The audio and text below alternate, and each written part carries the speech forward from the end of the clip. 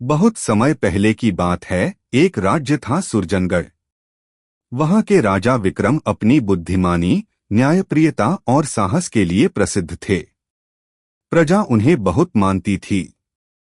लेकिन राजा को यह दुख था कि उनका इकलौता बेटा राजकुमार अर्णव बिल्कुल लापरवाह और घमंडी हो गया था। राजा ने तय किया कि अब वह धीरे धीरे जिम्मेदारी बेटे को सौंपेंगे, लेकिन पहले उसे एक अच्छा इंसान बनाना जरूरी है। कहानी की शुरुआत। एक दिन राजा विक्रम ने अर्णव को बुलाया और कहा, बेटा, तुम्हें राज्य का वारिस बनना है, लेकिन पहले तुम्हें एक छोटी सी यात्रा करनी होगी। तुम जाओ और 3 महीने तक राज्य के अलग अलग हिस्सों में रहो। जो भी सीखा लौटकर मुझे बताना। अर्णव को यह बेकार का काम लगा, लेकिन राजाज्ञा थी, इसलिए वह चल पड़ा।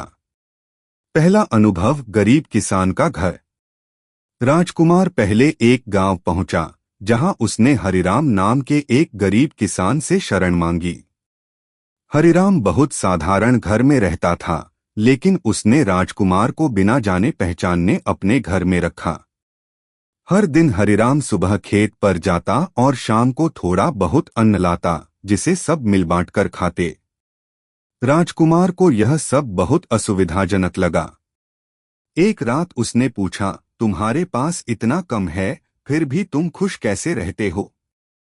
हरिराम मुस्कराया और बोला, खुश रहने के लिए धन नहीं, संतोष चाहिए। और जब दिल साफ हो तो नींद भी मीठी आती है। राजकुमार चुप हो गया। उसे पहली बार समझ आया कि सच्ची शांति कहाँ होती है। दूसरा अनुभव, एक व्यापारी की हवेली। इसके बाद अर्णव एक बड़े शहर पहुंचा, जहां उसे सेठ धनराज नाम का अमीर व्यापारी मिला। उसने राजकुमार को तुरंत पहचाना और अपने शानदार महल जैसे घर में ठहराया। वहां हर दिन दावतें, सोने चांदी के बर्तन, रंगीन वस्त्र और सेवक थे।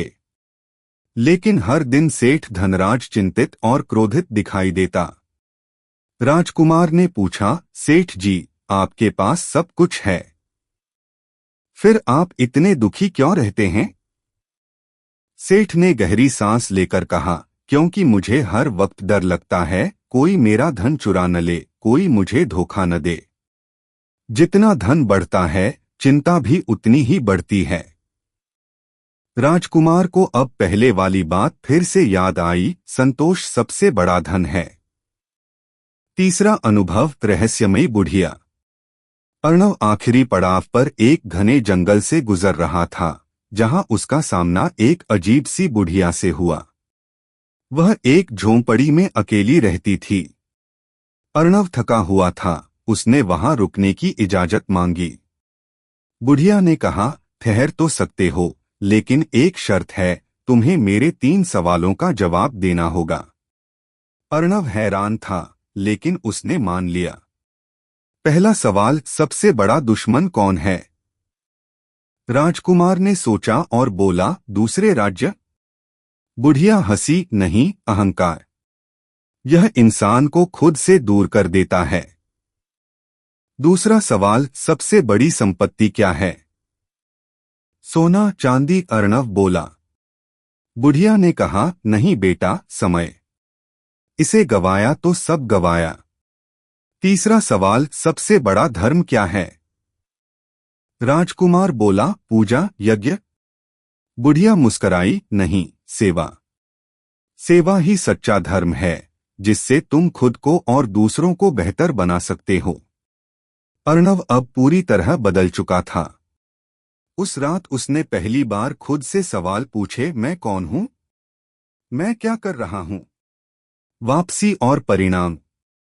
3 महीने पूरे होने के बाद अर्णव महल लौट आया। राजा विक्रम ने पूछा, क्या तुमने कुछ सीखा? अर्णव ने विनम्र होकर कहा, हाँ पिता, मैंने सीखा कि अहंकार सबसे बड़ा शत्रु है, संतोष सबसे बड़ी पूंजी है, सेवा सबसे बड़ा धर्म है और समय सबसे अनमोल धन है। राजा विक्रम की आंखें नम हो गईं।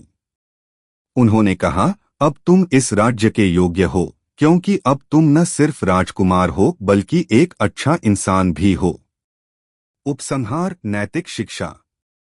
सच्चे राजा वही होते हैं जो पहले अच्छे इंसान